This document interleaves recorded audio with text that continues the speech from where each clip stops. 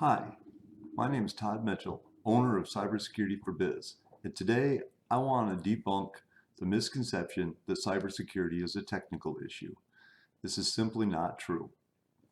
Most hackings occur because of a phishing email, like 75% of them.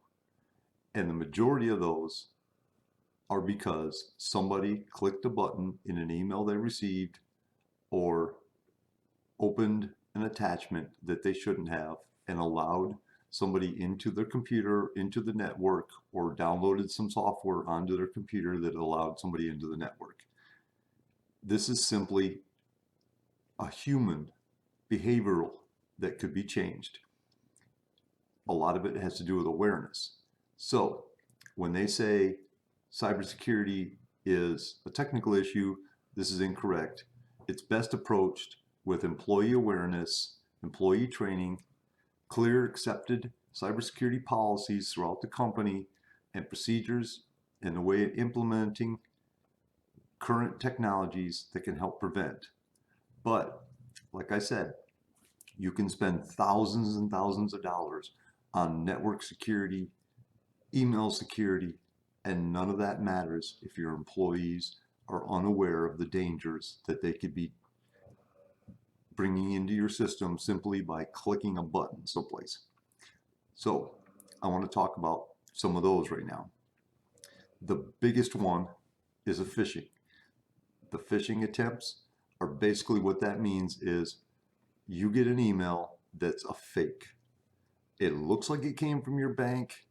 They're saying you got some kind of a problem. You got to click here to solve the problem. But if you look closely at the email, you'll notice the name is not spelled right. The name of the bank, but the email came from somebody at notmybank.com. The domain name doesn't match what your bank's domain name matches. Or they're asking for information that you've just never heard anybody at your bank ask you for. In a real live situation, banks, credit cards, things like that never contact you via email or text message asking you to give them information. At the most, they will send you a text telling you to get a hold of them, but they never get a hold of you directly like that and ask for information. As far as some of these emails go, people can cut and paste off of websites with the graphics and make these emails look very real. So you just have to be aware. If you think it may be legitimate and you're not sure, but you want to make sure you don't have a problem with your bank, ignore the email as far as clicking anything on it and open your browser and go to your bank's website. And they all have a little messages or pop-ups, notifications, something somewhere in your website that'll say, oh yeah, my bank is trying to get a hold of me. If you don't see that, just pick up the phone and call the bank and say, hey, I got this email. It looks like it came from you guys, but not really. And I was just wondering, is there a problem? And they'll tell you straight up if there's an issue. If there's not, then they need to be aware that somebody is actually spoofing their bank's name with a bunch of random emails. So that's a good move to do anyways. The next thing is going to be with these emails is they're trying to drive you to click something because you have to click to accept. And some of these can be hidden. They can literally make buttons that are clear. So when you click someplace on there, you're actually clicking a button even though you didn't even know you were clicking a button. And it's downloading something in the background. Everybody has heard lately about ransomware.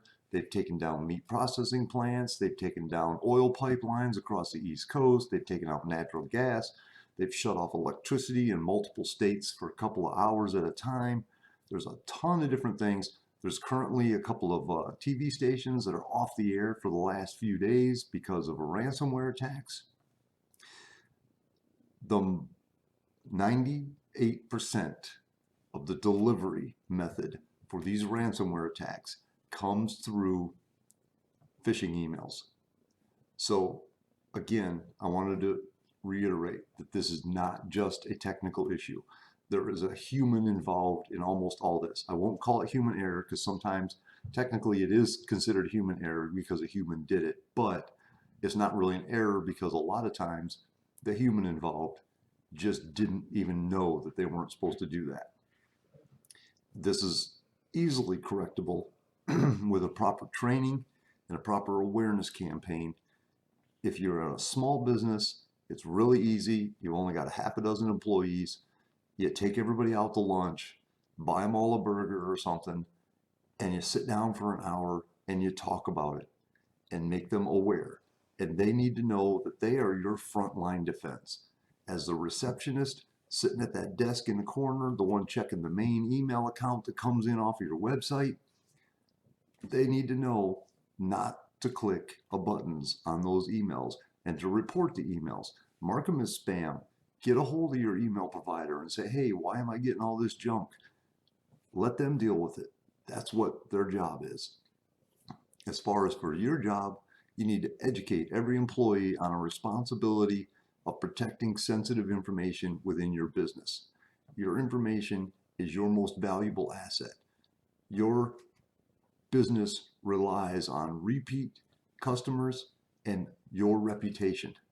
If you get blasted out around town as don't do business with this guy because they'll let their credit card information get bought out on the dark web, or they sold my email address to everybody who wanted to buy one and now I've got all this junk mail coming in, that is not where you want to be as a business owner.